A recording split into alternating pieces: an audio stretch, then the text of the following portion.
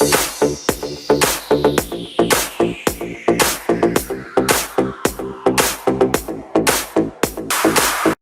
Helen. I'm Sports and Exercise Medicine EM Fellow in Oxford right now.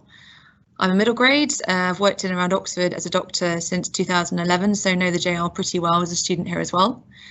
And I was in a training job until September last year, when I decided, for a multitude of reasons, that it would suit me better to come out of training and consider the CESR pathway instead. Back in April, during one particularly quiet COVID shift, Harpreet and I were chatting about CESR, and it became apparent to us that we could potentially make the whole process at the JR much more transparent, to provide better support, especially given all of the CESR experience we have in the department, and therefore to create a more efficient and effective pathway for those middle grades wanting to create a portfolio that would make a CESR application more straightforward when the time came. So Harpreet and I got our heads together. Priya, who has been through the whole CESR process herself, we did a bit of brainstorming. We sent out our survey to find out a bit more about all of you and to find out what you thought would better support you. Lots of people filled in the survey. We had 23 responses, so thank you very much for that. It was really interesting reading. And as a result of your answers, we've already made a lot of changes and set up a whole host of new things that hopefully are going to be really helpful for you. So the first thing we've done is we have updated the Oxford Emergency Medicine website, and we've got loads of resources, information, timelines for getting your applications done, links to really useful documents. It's really well worth a look. It's oxfordemergencymedicine.com, so please have a look at that. We've set up the CESR WhatsApp group. We have made sure that everyone wanting a CESR supervisor have been able to have one. We've shared the results of our survey with the wider consultant body, so just give them a better picture of who you are, and be aware of the kinds of things that you'd find useful.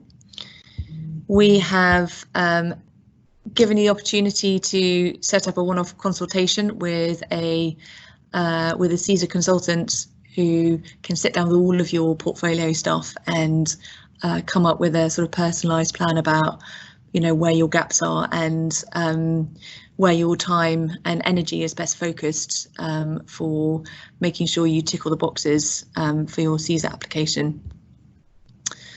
There's a CESR fellowship which people are welcome to apply for, and so Eslam, who's going to be talking shortly, can tell you all about his experience doing that. There are RCEM CESR study days twice a year, and I've given the dates for the next year to the rota coordinators, and all of the consultants agreed it would be a good idea that people can have a study leave to go to that for sure. So I think that's really useful. And then these webinars, which we've set up. So a lot of you said that you thought webinars would be helpful.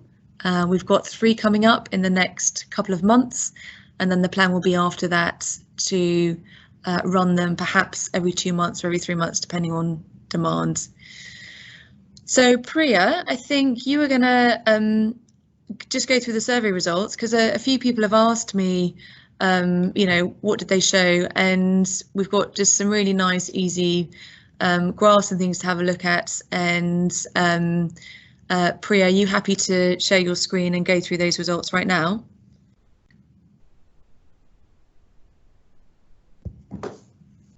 Oh, we can't hear you. Can you see my screen? Yeah. All right, so hello everyone, I'm Priya, most of you know me. I'm one of the consultants at Oxford, and yes, it's been, can you still hear me?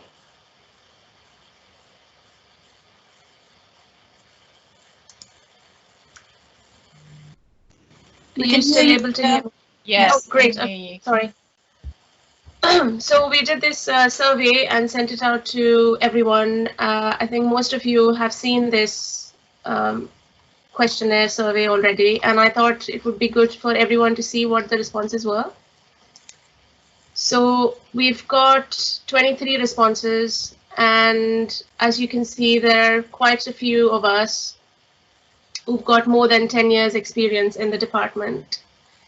Most of us are who are CESR aspirants are international medical graduates, and most of us, 2/3 of us, or more than 2/3 of us, are in the process of or trying to develop or grow their CESR application.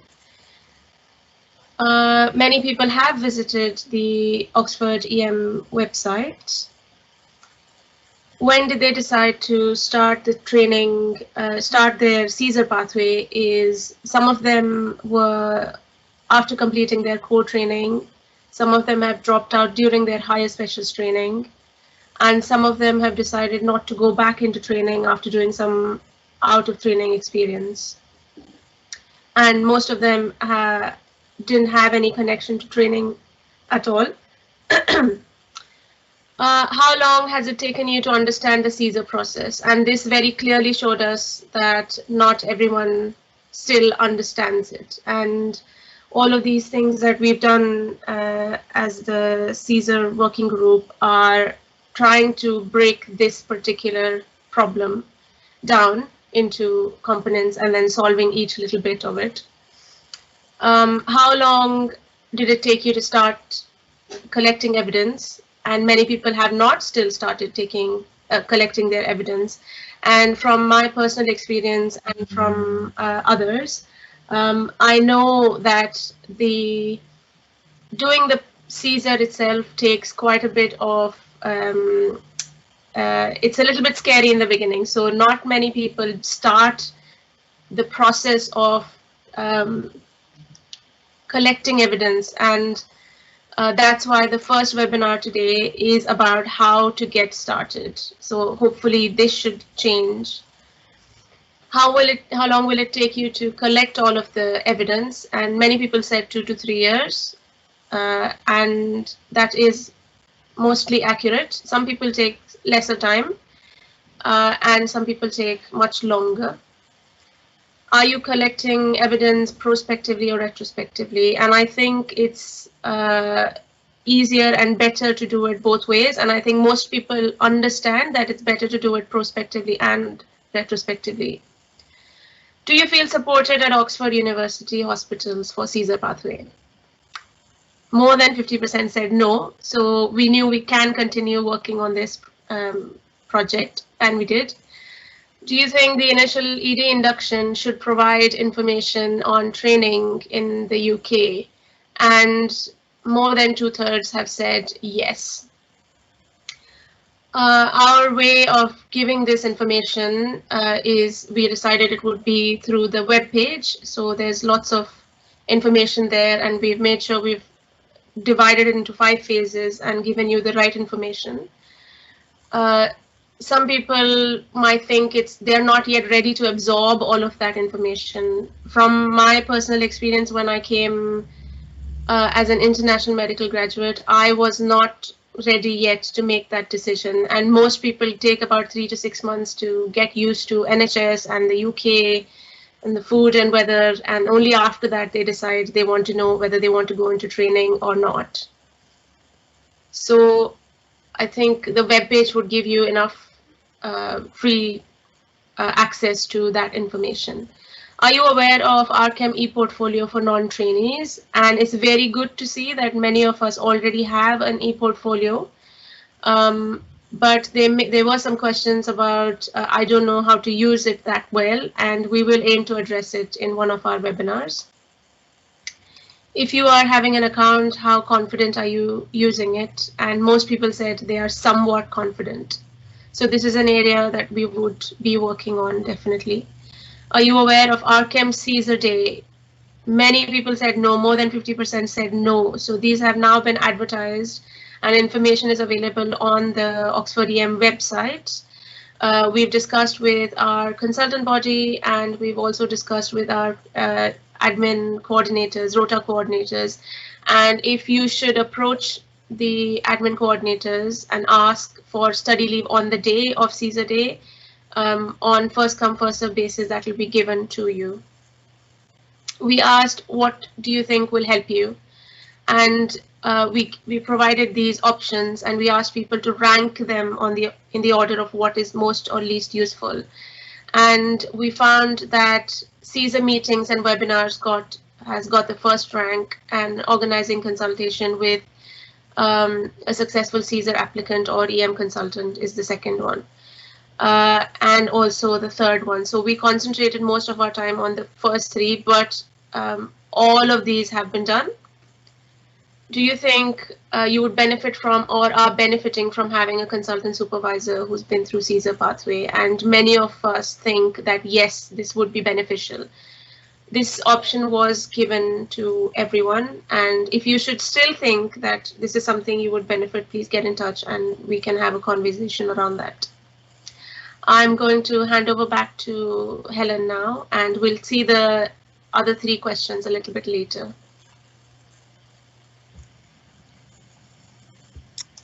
Thanks for that, Priya.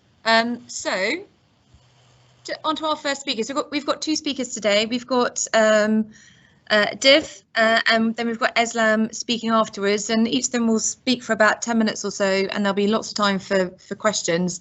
So Div is currently the Deputy Clinical Lead, Trauma Research and COVID Lead at Milton Keynes. He worked in Oxford where I met him many years ago, not that many years ago, but some years ago. So that's it. I'm going to hand over to Div now, and he's going to have a chat with you. Thank you, Helen.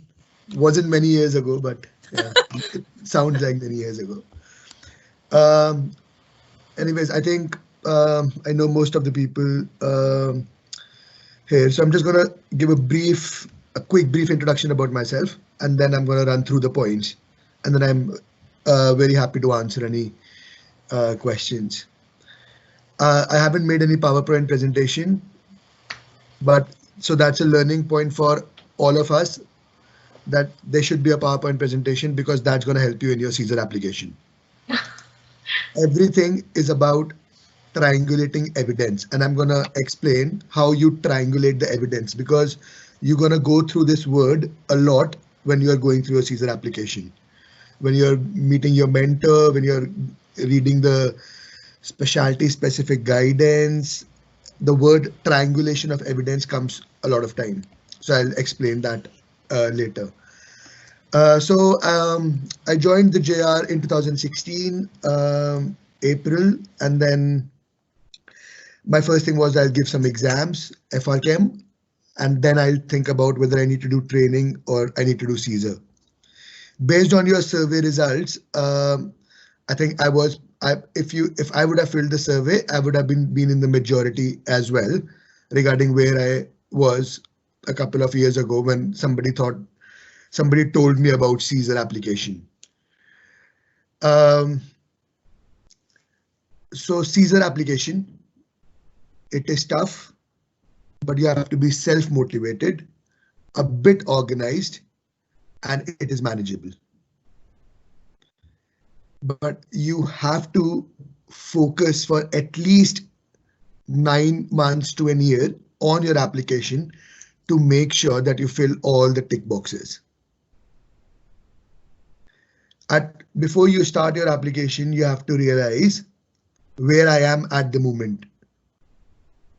What am I going to achieve next, and where I'm seeing myself in the next 9 months to a year. And you have to set realistic goals, that whether can I achieve this or not. If I cannot achieve this, what am I going to do about it? That is all CESR is all about. So the topics which I picked up to speak on today were a bit simpler, but they are important topics, and you basically have to cover them if you're going through your CESR application, because they are important at some point of time. So the first topic is attending a CESR course. So I think it's brilliant that I heard Helen saying that you guys will be getting study leaves. So RCEM organizes a one-day CESR course. It used to happen, I think, twice a year or once a year, but I think everything will change now because of the COVID scenario. So attending a CESR course, one, you'll get your study leave, and that helps in your CESR application. Two, you will get a certificate. So that is a CPD. And then you can put in your CPD diary in the RCEM. Three, you will get to know where I am realistically about CESR, whether I'll be able to achieve CESR or not.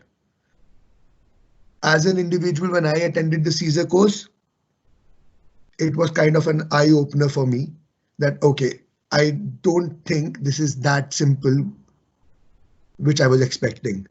So it motivates you. It might demotivate you, but it all depends upon your personal circumstances. The challenge in booking this course is it gets booked very quickly. So you really have to keep an eye when the window opens and you book it then and there. So, and if you keep waiting that, should I book it or not? It's a bit tricky. You might miss the slot. So it is important because it's gonna realistically tell you where you are standing and will you be able to do the journey of CESR, whether you'll be able to achieve this journey and achieve the CESR or not. It is quite realistic because they tell you, they basically try to explain the application. They basically go through common pitfalls and they basically tell you how many people were not able to make the CESR application, how many people were able to make the CESR application. They tell you the percentage, the failure rates. So it is in that 6 to 7 hours, you're gonna be, things going through your mind will be, am I able to do this? Will I be able to do this? Oh, or should I leave it? That will be, those are the things which will be going in your head, but that will be purely on your personal circumstances, where you are in your career. Okay, I think that is more or less about a CESR course. RCEM has a lot of details and about the CESR course, and I think, but probably I was sharing my personal experience, what happened with me on that CESR course.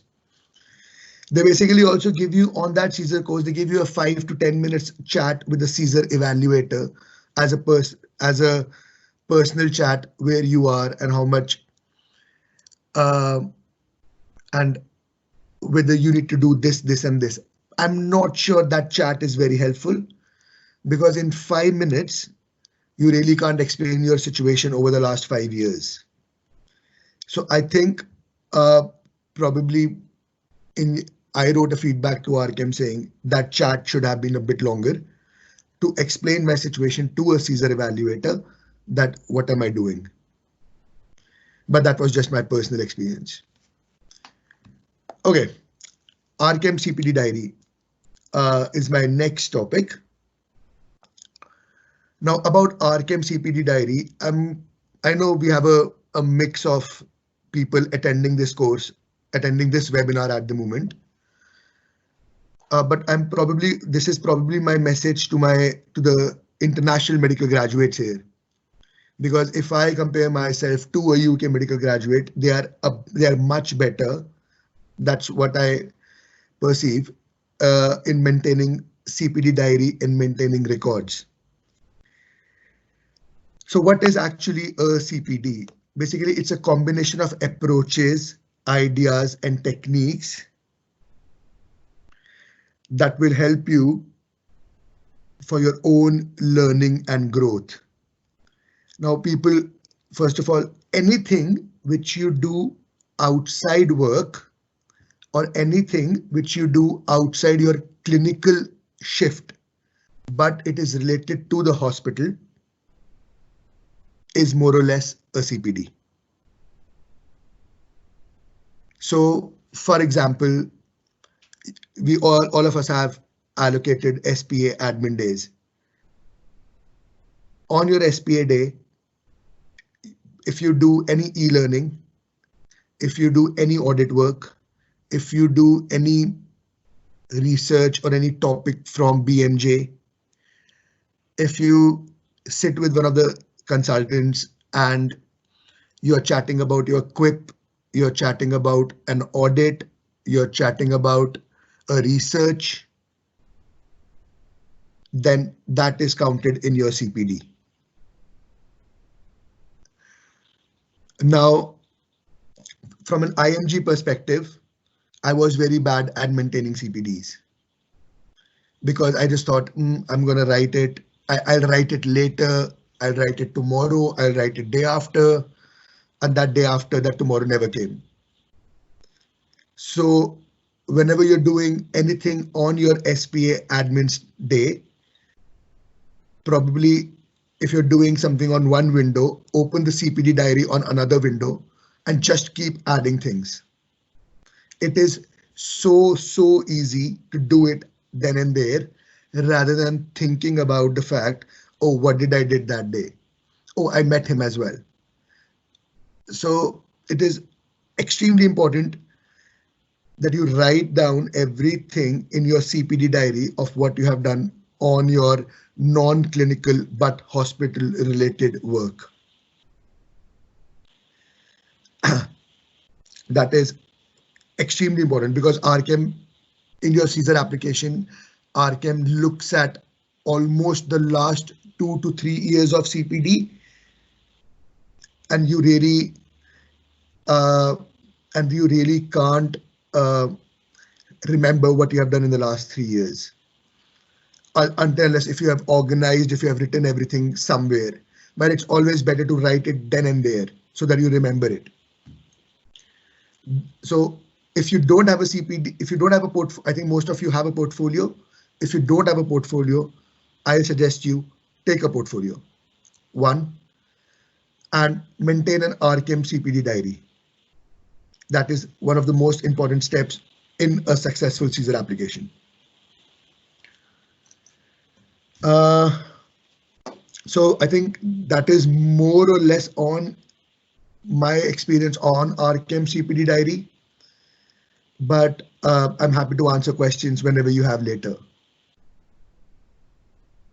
The third thing is booking life support courses. Now, again, although because I'm an IMG myself and it is easier for me to identify challenges around booking life support courses for the IMGs. So for the UK medical graduates, you should be ALS, ATLS, APLS trained, and you should have a safeguarding level 3 certificate, which is one of, I think it is mandatory, and you should have an ultrasound level 1 as a finishing school.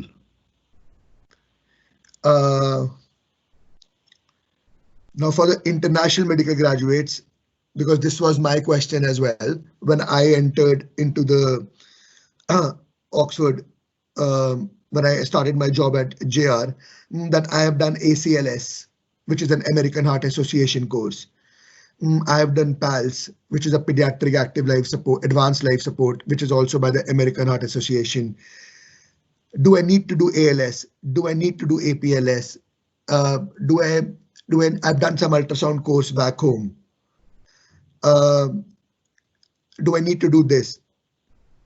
If you, especially for the IMGs, if there is a doubt that whether I need to do this or not, especially in life support courses, my suggestion will be just do it. And it's easy. There are many benefits to it. So for example, if you've done an ACLS course in India, which is affiliated by the American Heart Association, sometimes Royal College recognizes it. But if the course expires and when you're doing your CESR application, then that course is not valid. But if you do a course in the UK when you're planning your CESR application, that course will be valid for 4 years. And if you are motivated about your CESR application, then the course will not expire. And the application will be done within that 4 years. So you should probably, I'll advise all of you to be ALS, APLS, ultrasound level 1, ATLS trained and certified. If you are not certified at the moment, and if any one of you is planning to start your CESR application, don't do it. It is one of the easiest, but the mandatory thing which should be there. So it's better you do all your life support courses before you start your CESR application. Or you can think it as a motivation factor as well, that, okay, I'm going to start my CESR application. I'm going to do my life support courses first. That is going to be my tick box over the next 6 months to 1 year. So you set realistic goals, these are mandatory. You cannot get around them if you haven't done it. So as a IMG myself, I did ALS, APLS, ATLS, everything in 2018. Although I had started working in the UK from 2016, but I was an ATLS instructor in India, and I was ACLS and APLS trained. So make sure your life support courses are all which are certified by the Research Council in the UK. It's easy because you will be explaining a lot of things in your application. You don't want to explaining means you're gonna collect a lot of evidence, but some of the evidence are absolutely straightforward, and life support courses are one of them. So just do whatever the UK Research Council says. It's easy. I think that's my experience on booking life support courses. The last thing about life support courses is everything is changing post-COVID. Keep an eye on the dates. They just go quite quickly, especially the ATLS one. You might get a date 9 months down the line. Just book it. Book it, apply for a study leave, and get yourself into a course which is mandatory. Okay, so I think that was my experience on booking life support courses. Now, personal experience, which was collecting evidence for management and leadership, a bit of tips and tricks around it. So one of the important things for when you are looking at the management leadership perspective or a bit of non-clinical perspective is clinical governance, communication with colleagues, working in a multidisciplinary team, and chairing meetings and leading projects. These are more or less, these are mentioned on one of the performers by the GMC, and I've seen that performer is on the Oxford Emergency Medicine website as well. Now, so the ways around it. Clinical governance. You know, clinical governance is very active at the JR. Important thing is you attend it. Extremely important for your learning. But the most important thing is you sign the attendance sheet, because that is the evidence that you have attended clinical governance. Your name should be on the minutes that you were there physically, so that when you print out the minutes, you anonymize every other name and it is mentioned there, so that when somebody is verifying your evidence, You just can't randomly say, oh, I attended clinical governance. You have to show the evidence. That is extremely important. Any meeting which you attend, even this meeting, which all of us are attending, you might say, okay, how am I gonna show the evidence for this webinar? So triangulation of evidence, as per the live example of this webinar, will be, you got a Teams invite, you print that out. You physically print the Teams invite out from your emails. You write this 1 hour in your CPD diary. And you probably might want to write a reflection of this 1 hour. What were your learning points? That is triangulation of evidence for anything. You just probably, if you write, I attended a CESR webinar for 1 hour, and that is okay, but you can't do it for everything. That weakens your evidence as a whole. So all the time, try to triangulate things. So another example of triangulation is if you're doing an audit. In the CESR application, you put an audit and you say, okay, I've done this audit. The better way of doing it is, how did this audit started? So if you had received an email saying, okay, there was an incident, we need to do something about it. Print out that email. That is a trigger point of your audit. So whenever you are showing any evidence of CESR, it is just not a piece of certificate. It is a cycle that there was a trigger point which I received by an email. I printed out that email, and then you show the chain of events. The more the chain of events you show, the better your evidence is. So triangulation of evidence is extremely important. Communication with colleagues. So if you write emails to your colleagues regarding anything, even if it's about changing your clinical shift, that is also a communication with your colleague. So what I'll advise all of you is just use one email. So either use your work email or your personal email, but just use one email to do communications around work, because then you can just go onto one email and print out everything rather than going through two different emails. Because that's what I struggled with, because at the John Radcliffe, I was using my Gmail, and at MK, I'm using my work email. And there was a lot of things which were on my OUH email as well. And I didn't have any access to it when I left the job. So I probably lost a bit of evidence on those emails.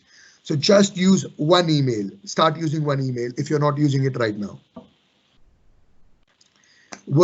Now, one of the biggest challenges which I luckily didn't face is management and leadership and chairing meetings and leading projects. So I think because now the CESR team at Oxford is working for the CESR pathway, chairing meetings is one of the important things, because when you chair a meeting, you are ticking the box for chairing the meeting. You are ticking the box for working in a multidisciplinary team, and you're ticking the box for communication with colleagues as well. So identify meetings which you can chair. So it was easy for me as a locum consultant to chair and a deputy clinical lead to chair meetings, because it was a part and parcel of my job.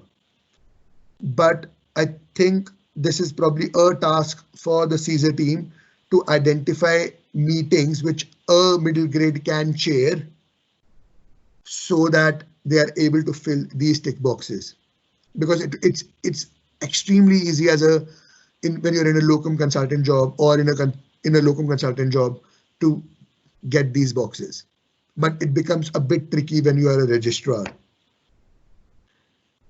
On leading projects, if you're leading on an audit, you are leading a project. So how do you triangulate that evidence? You print out all the emails regarding your audit, which you have sent to your colleagues. That is one part of the evidence. The second part of the evidence is you generate an audit report. All the hospitals in the NHS have their own format of audit reports. So just ask your clinical governance lead to forward you an audit report format. And then the third way you can triangulate the evidence is get a portfolio ticket for the audit report. And the fourth, how you can triangulate it is you present it at the clinical governance. So audit emails, audit report, e-portfolio ticket, and presentation at a governance. And then you print out the governance minutes and you add it to your application. And that is a standard example of triangulation of evidence plus achieving working in a multidisciplinary team, chairing meetings and leadership projects. But I think chairing meetings is a challenge, and we need to find out a way from a middle grade perspective that how they can chair more meetings. I think that's all from my side, but I'm happy to answer any questions around it. I'll probably give it back to Dr. Priya and Helen. Thank you. Thanks very much, Div. That was really, really interesting. You've covered loads of stuff there. We've had a bit of chat going on in the background and a couple of things that I can pick up on. But obviously, if anyone has any questions they want to put to Div themselves, just unmute yourself and ask the question. If you feel a bit more shy, then feel free to put it into the chat function.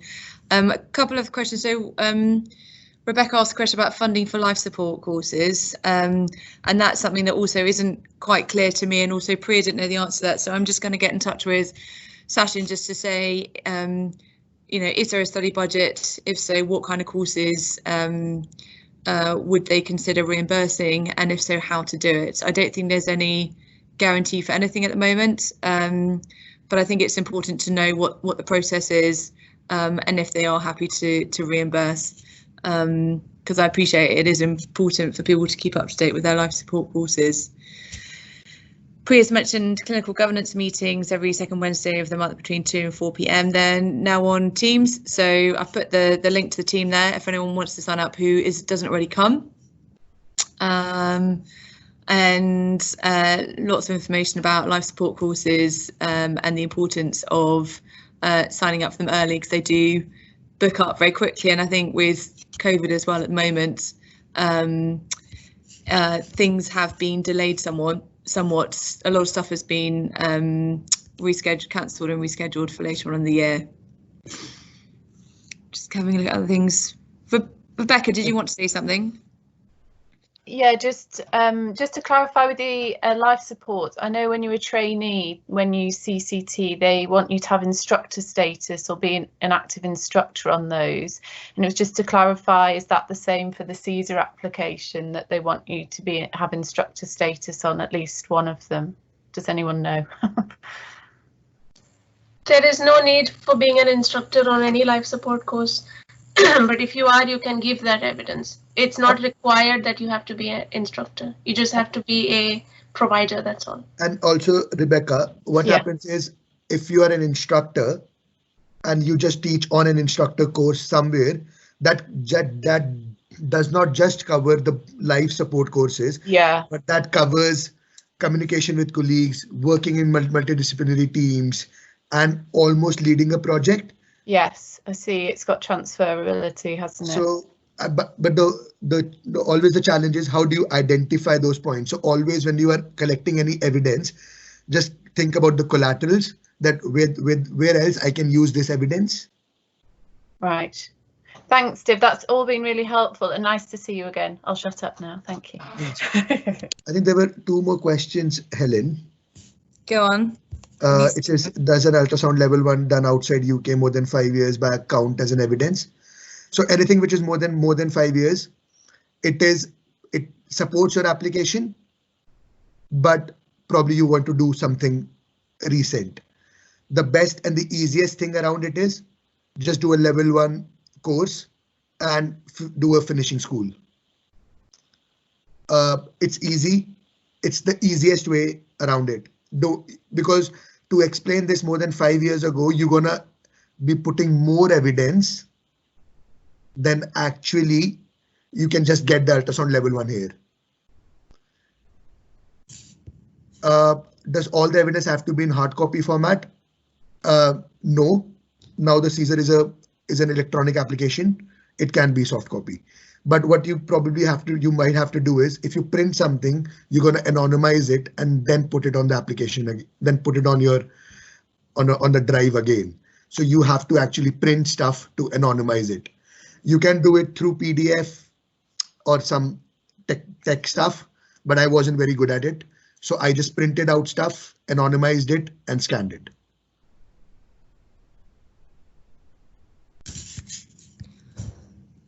Anyone got any specific questions anymore? If you think of stuff later on, then we can answer them at the end as well after Eslam's had a chat.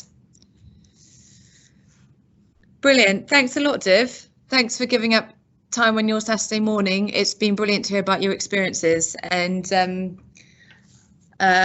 be great to stay in touch. Sure. Thank you. We have another speaker. So now we've got Eslam, who I'm going to pass over to. So Eslam is a senior clinical fellow here at the JR. He is our CESR fellow, and he joined OUH in 2016, so that's 4 years ago.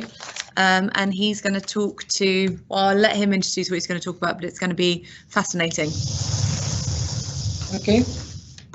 Good morning, team. Thank you, everyone, for attending this webinar. Many familiar faces, and I'll be talking about my experience, which I believe is enlightening. So my story starts 5 years ago, before even coming to the UK, after getting the GMC registration. And when you coming to a new country and you are trying to figure out which hospital, which area to go to, with a lot of questions to be answered and no straightforward answers, of course, and you have to pick your mind or search for a friend or a colleague who works here and ask him about stuff.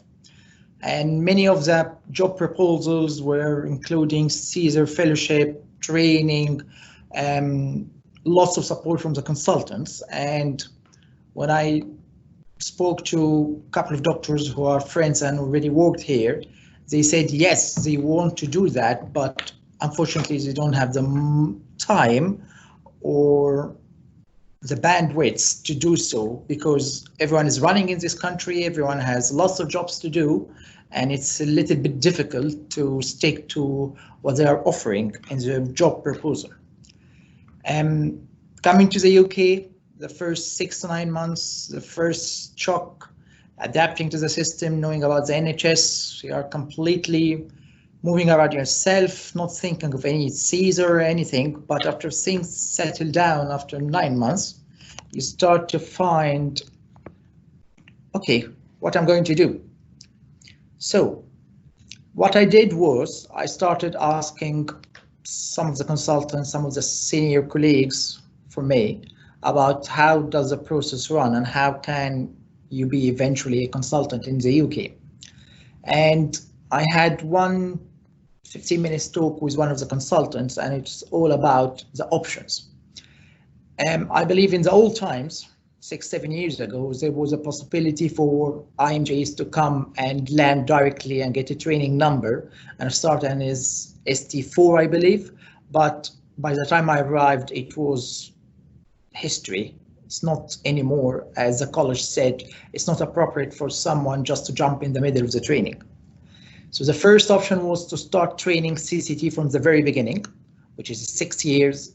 You do an application and assume it's fairly easily to go in because of the shortage. The second option was the CESR CP, or what's called the Dream Pathway, which is more or less you jump into the middle of training, but they just check all of your competences and it's spread over 5 years. And the third option was the CESR Pathway, which is more or less you have to present this evidence on your own and get the chance for someone to examine your evidence and say, okay, that's well documented evidence for a consultant or to be on the specialist registrar, which is the CESR pathway. The consultant who spoke to me said that a trainee by the end of the CCT, he will just receive a piece of paper to go to, or it's just a piece of paper that will be sent to the GMC saying that this person is qualified now, he has completed his training and he should be in the specialist registrar. For the CESR CP, the issue was, yes, he will be competent. They will send some note to say that he's competent to be the specialist registrar, but he will not be granted the CCT certificate. And the last thing, which is the CESR, that there is no formal observation or supervision of your work, whatsoever your work is, and you yourself is the one who should show the evidence of being credible enough to be on the specialist registrar, which is basically the CESR pathway, which I have chosen. And between the 4 years of stayed in Oxford, this was the net result for after the first year, and deciding that it will not suit me to go for a formal training, so I'll stick with the CESR pathway, with the local CESR that's done in the hospital. Then you started to ask what kind of evidence and how this can be judged at the college at a later point to grant you this specialist registration. And basically, it's all about proving to whoever is going to examine your profile or examine your application that you more or less have the same competencies and have gone through almost identical to a regular CCT trainee who would get here. So both of you would be more or less on the same level and you would be on the specialist registrar. The trick point about it is you don't have the kind of supervision that a trainee is getting in order to make this job. It's not an easy job, even for trainees. It's a hard job. You get emails from your clinical supervisor, from the head of the college, and you have to do this on this time, do this on that time, which is, it's a difficult job. And I see all the colleague trainees all the time. Where are you going to do today? What are you going to do today? I'm going to do this for training. Are you free for this weekend? No, I have to sit down and do this. I cannot go out for this event or so because I have to sit down and work on whatever because I have a meeting with my supervisor and I should be ready. So it is not an easy job for the trainees. It's a 6 years job. And the trick is how, with no formal level of support, can a CESR applicant prepare his portfolio in order to grant the same recognition by the college to be on the specialist registrar. And I believe that the e-portfolio is a brilliant idea, because the e-portfolios that I'm getting is the same e-portfolio that a trainee is getting. So if anyone has an e-portfolio and you go through it, you will find that for higher specialty training or for our grade is, first, there is a curriculum for the basic competencies. There is the CT3 competencies, there is the specialties competencies and tickets, and there is the high specialty training. So there are 4 of them. And you would find that assessment of the kind of evidence that can be put into this portfolio, which can be more than enough on its own, and you can just when you are deciding to apply for the CESR, you can just send the portfolio in its own, which is more or less very practical. There are 2 types of evidence you can put. First are the WPAs, which are the workplace assessment, which is a wide range of stuff, mini-KECs, CPDs, DOPS, ESLI, ACAT, and I believe there are a couple of more things, which are the things that puts you in a direct relation to a consultant who would say that he had a type of discussion or a type of supervision to you on this specific incident, which is one of what many that I've just told about, and that's his assessment for it, which is the strongest part for such type of evidence you want to present. The other types are the things that you mostly do on your own. So I went to this course, I went to this life support course, I've had this case, and that's my reflection about it. And by the way, reflection is a very, very important thing, because it shows whoever is examining your applications that you have been in a situation that you learned from and you matured in transition to be from junior doctor to a consultant, and you're worth being on the specialist register. Courses, reflections, all the kind of evidence that my senior dev has presented, I believe, which are the courses, the communications, all the stuff that you can reflect upon. I just have to say it shouldn't be all the time this way, because it depends on what is the environment you are working in. You might see a difficult case about anything that can happen in the department, like a management situation, which we all get into it, and we all get involved with to many medical legal stuff or communication stuff with family or with patients or with nursing stuff. And you can easily make this as a general management case, and you can link it to the communication, you can link it to many things in the curriculum. So in my belief, the process is clear and easy. It is just needs you to deeply understand how things are going, how it's going to be assessed, and I believe at least working in a tertiary hospital, you get to know, get to be knowledgeable with many of difficult situations, which can be very easily reflected on or sent as a ticket for management and then linked to various parts of the curriculum. There are of course certain things that are silly, of being a project manager or being managing a rota or doing an audit, and you have to give this stuff just an attention. I'm going to do an audit, not because I love audits, not because audits are my strong point, but I'm going to do an audit because I have to show that I've done an audit, and this is important. If you don't show that you have done an audit, it's against you and might easily fail your application.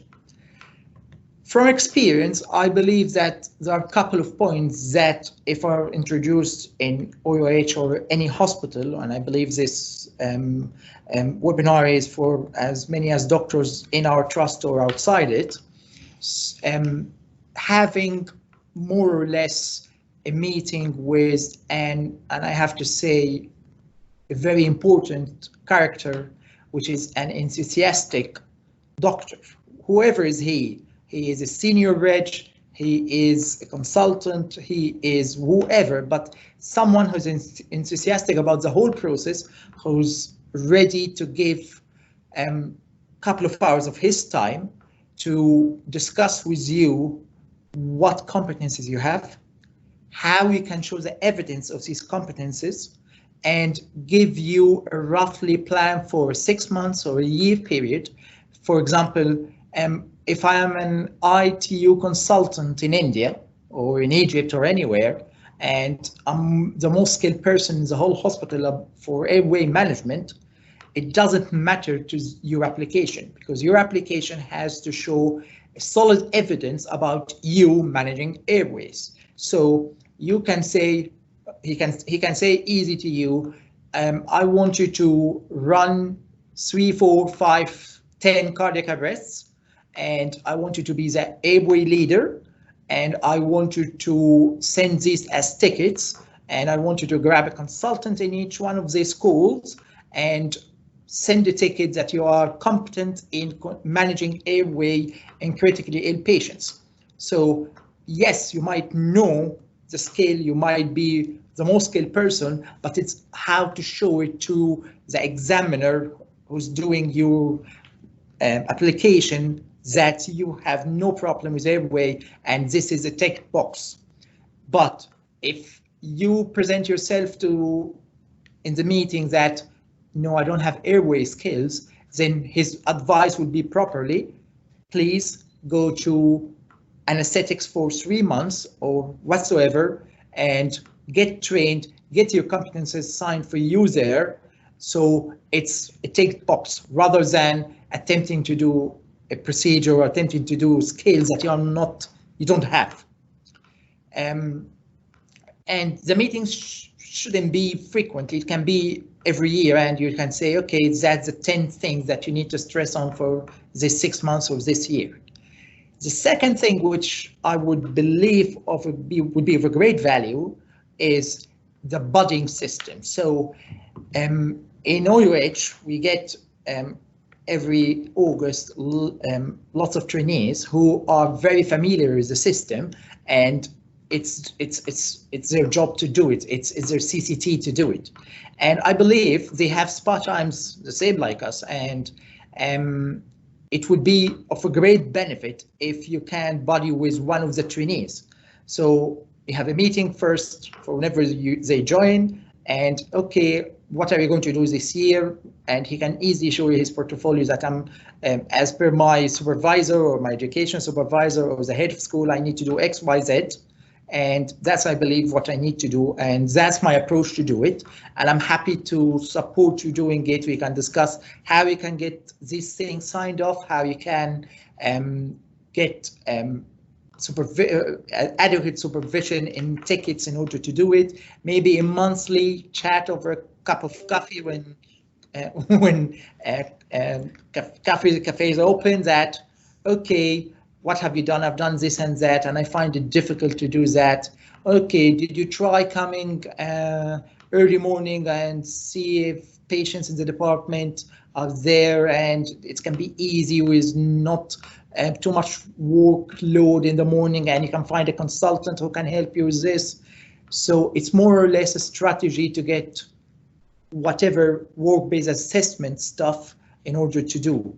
Also, they can give a very good idea about the e-learning and how you can get the reflection on it.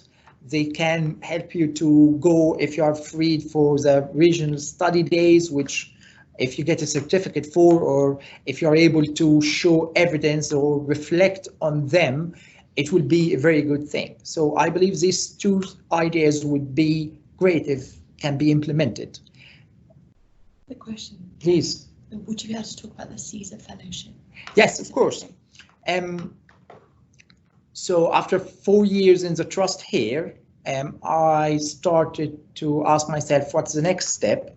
And I believe that the next step is eventually to be in the specialist registrar.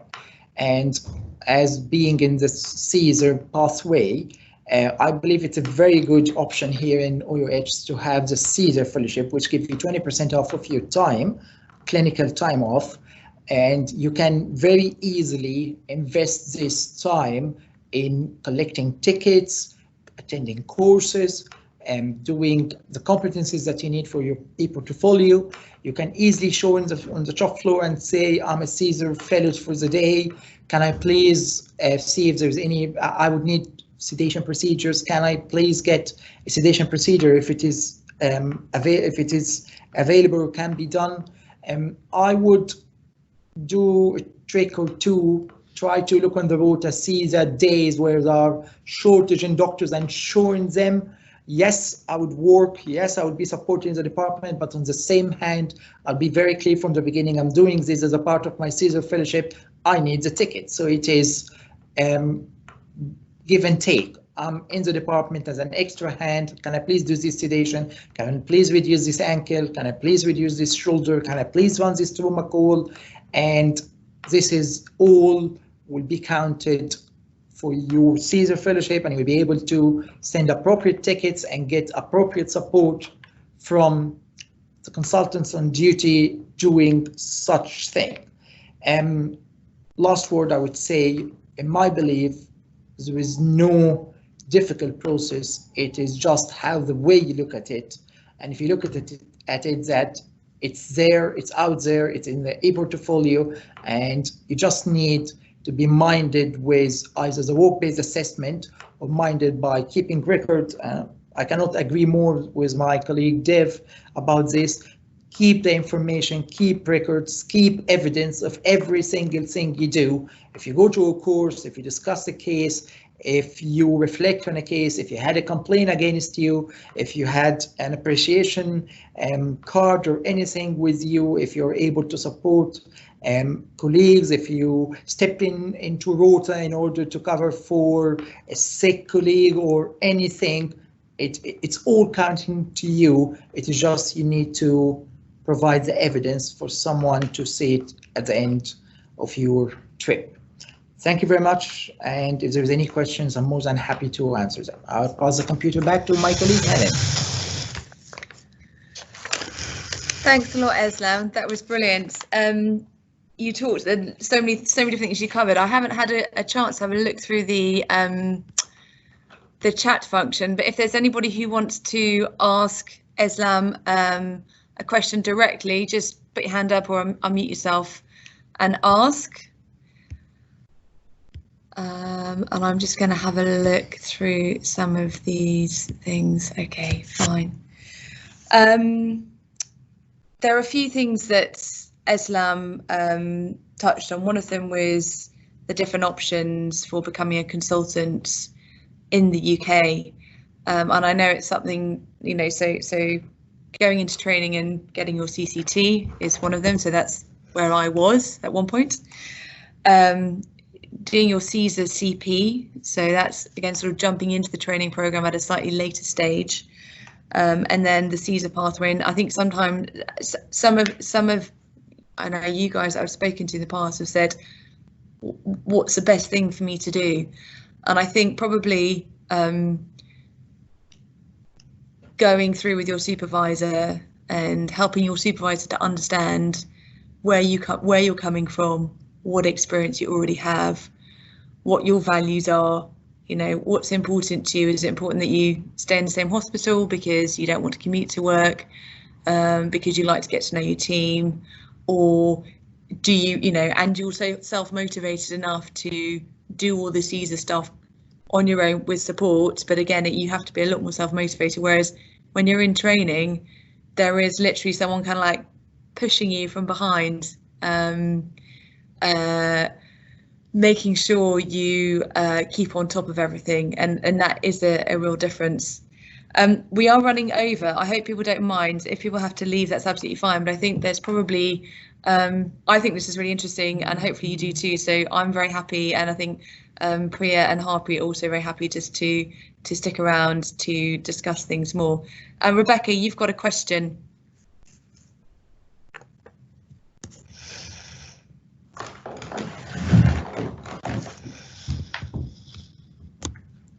Or have you not?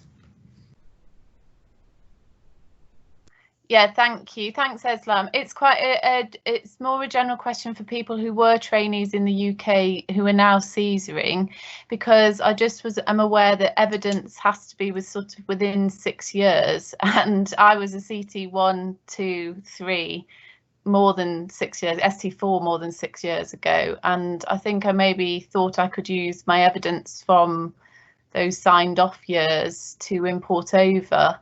But I'm aware that by the time I get to CESR application, all of that will be more than 6 years behind me. So does that null and void that? Unfortunately, I'm not in a position to answer this question, but I believe there will be either a very good guidance on the RCEM website, or we can ask one of the senior doctors, or Dave maybe. Yeah, I can help that. So Rebecca. Yeah. So the thing is that even if your evidence is old, it is still an evidence. Okay. One, and it is an evidence which has been signed by a consultant in the UK. Right. So it will always hold a bit more weightage if you compare it to evidence from another country. Right. So for example, so if you think you have to do like 5 mini-X's for something, okay? Yeah. And you have done probably 6 or 7 mini-X's when you were a CT1, CT2. Yeah. And now they're asking for 5 mini-X's in the last 5 years. So you might not have to do all 5, you might do 3, and they will be saying fine. The idea in a CESR application is that you are showing that you are competent throughout your journey and you are maintaining that evidence.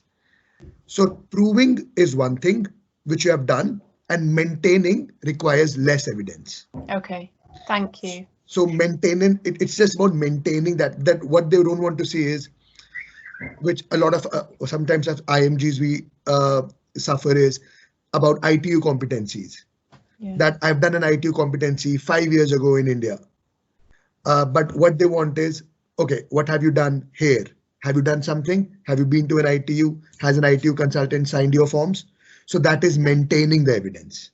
Okay, that's great. Thank you. It was very specifically to do with the fact that obviously in the first few years of training, we rotate out and do those different specialities, and then I won't have done that for years, really. So I did an ITU thing in 2015. I haven't done an ITU here.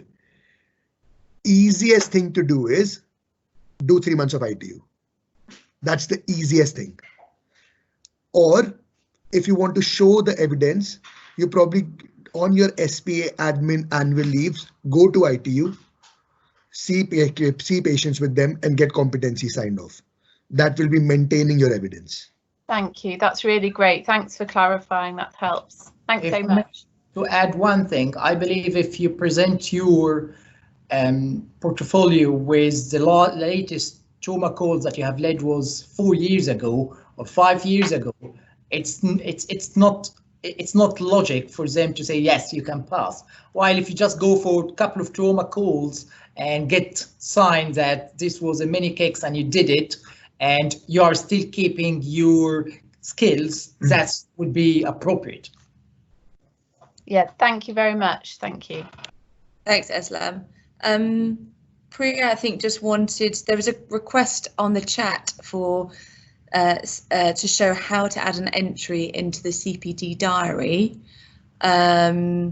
Priya, do you want to do a screen share and show how you can do that? Yes, so just going to.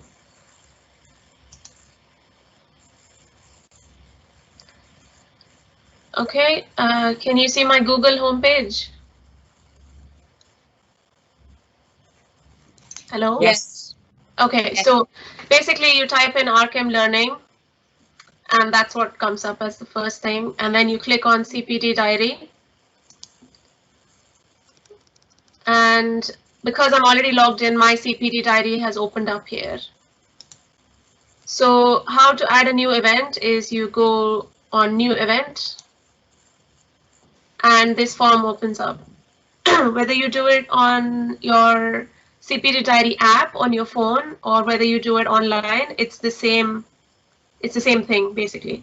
So you select the type of event that you've done. So for today, you have attended a meeting. Okay, so you say meeting. Title is CESR Webinar. If you have a URL, you can put in an URL. You don't have it just yet, but when I've processed the video and it's on the Oxford EM website, you can put a link of that website into here, saying that you were there. Then what did you learn here? You learned all of these things actually, because you're on a CESR webinar, but mostly it was about that, and mostly it was about that. It was about developing and maintaining professional and how to record, because we are talking about applications. And then you say how long you were there for. So you were there for 1 hour and maybe, I don't know, 20 minutes. Select a leave type. So what was it that you did? So I'm doing this on my personal time. So I'm going to put personal time. And then that's the date. So today's date. You can upload an attachment if you want. So if you've written an extra reflection or something else, if you have it, but I don't have an attachment for today. What I might do is put in email correspondence that I've had with Helen and Harpreet to organize the webinar. So I might put an attachment in there. What have I done? So for me, it was learning from Div and Eslam.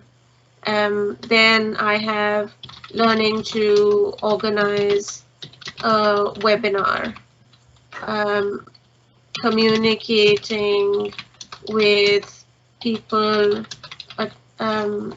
attending the webinar, advertising for it, something like that. Okay, so I did all of that, and then you reflect on it was a learning experience, and sorry, my typing's all wrong. And talk about what you learned, what you might do better. So for maybe next time,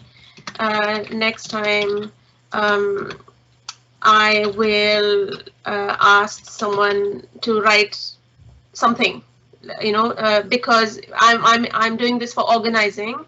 So maybe I can ask someone to do the minutes, or maybe I can ask someone to do something else.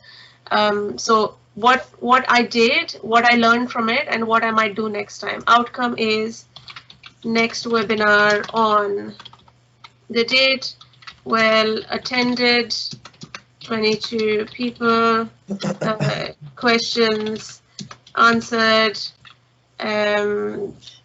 good feedback, something like that. Okay, and then you save it. Sorry. So it's going to get saved, all right?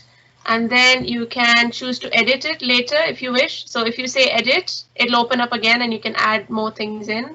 You can delete it and I can close it, all right? So now I've got it here. Okay, so if you want to export events, you can export events and then just RCEM events, external events that I've attended, include both.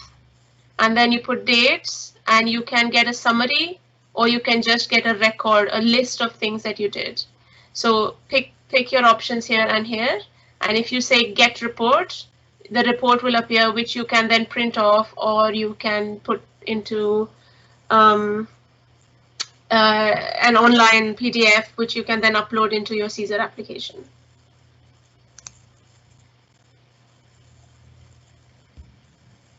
Done. Thanks a lot, Priya. Are there any more specific questions that people want to ask now?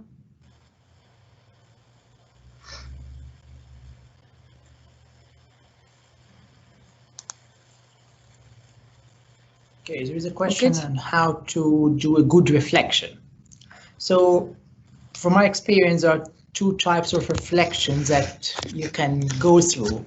The ones that you do on your own. So I did an e-learning module about AAA rupture. And through the module, I was able to see scans, get through histories, and discuss differentials, order needed scans or whatsoever. So I would reflect on this, that going through this module, I was able, which took me an hour, I was able to revise my information, be more confident that I have to adopt a wider differential diagnosis for patients, elderly patient presenting with back pain, and it can be so and so and so, and that the incidence rate is like this, and that the incidence for rupture for AAA is increasing exponentially after a diameter of 3 centimeters. And I was able to complete the module successfully, and it should reflect on adopting a lower threshold for ultrasound scanning of elderly people presenting with abdominal pain, and further scans if there is any problem with those scans, which is, it's a little bit difficult, but you have the evidence that you've gone through the e-learning and you are saying, rephrasing what you learned from this in a way that when someone on the other end reads this, okay, that's a person who learned something from this e-learning. He wasn't just reading a book while it was running, and by the end of the day, he added something to his experience and he learned a lot from it.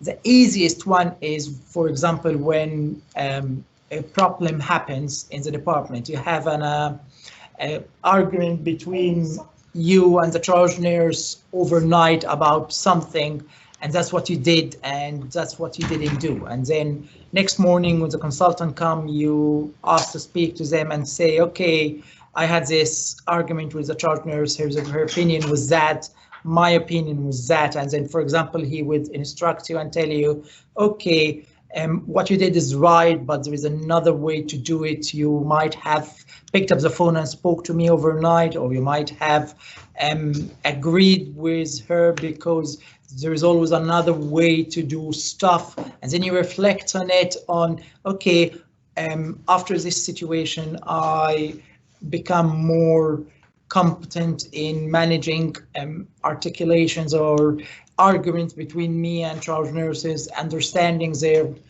capabilities and their scope of work, and they might see stuff in a different way that me as a senior reg see overnight, and that there may be many ways of doing or achieving the target, and that in the next time, if this would happen, I would try to explain my point of view. But if there is another point of view that will serve to give the patient the needed care, or maybe in a more dynamic way that I'm not able to see what is the bed situation, not able to see what is situation for other specialities, or staffing of nurses staff overnight, which might be shortage, and the nurse in charge is talking from her point of view that she cannot provide the nurse to do this, and I do accept this, and I will consider this in every other time I come in this situation. So I believe this would be the type of reflection that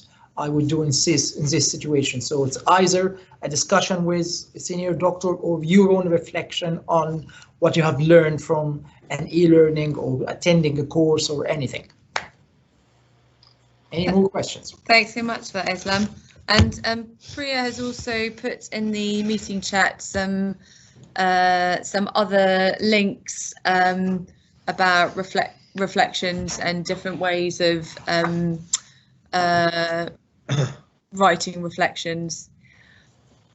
So I think we're going to wrap up there. It's been really interesting. Thanks so much, Div and Eslam, for being here and sharing your experiences. I think one of the things I have got from today is, both from what Div and Eslam have been saying, it's really this feeling that all of the experiences that we have are important and count. And perhaps one way of kind of approaching our work is to think, what is the opportunity in this moment? So, you know, a lot of the stuff we do is learning and is experience, and we can, you know, use it as evidence. And I think often small things that we do actually are really important and really valuable. Small bits of teaching, bedside teaching, just case discussions at 4 p.m, handover, all of that stuff is learning and is evidence. And I think it's about helping us to remember that these are the things that really show people, you know, that we're good doctors and good clinicians. So one thing, Helen, which we did at Milton Keynes, just to basically to support my application and to support few of my registrars. I'm not sure this happens at JR. We made a handover form at 4 o'clock, and in which you see how the department is, and then in the end you add a free text box in which you mention about teaching. Yeah. So you can always, and that can be used as an evidence for your application. If you discuss something, then it should say that Helen discussed about sports injuries. Yeah. That goes into a management portfolio somewhere on a computer. You print it out and you just put it in your application. So that is teaching 1. Then, so if you taught about minor injuries, that covers your competency 2. That covers your communication with colleagues 3. So with 5 minutes of teaching on a handover, you can tick box all these 3 things. Yeah.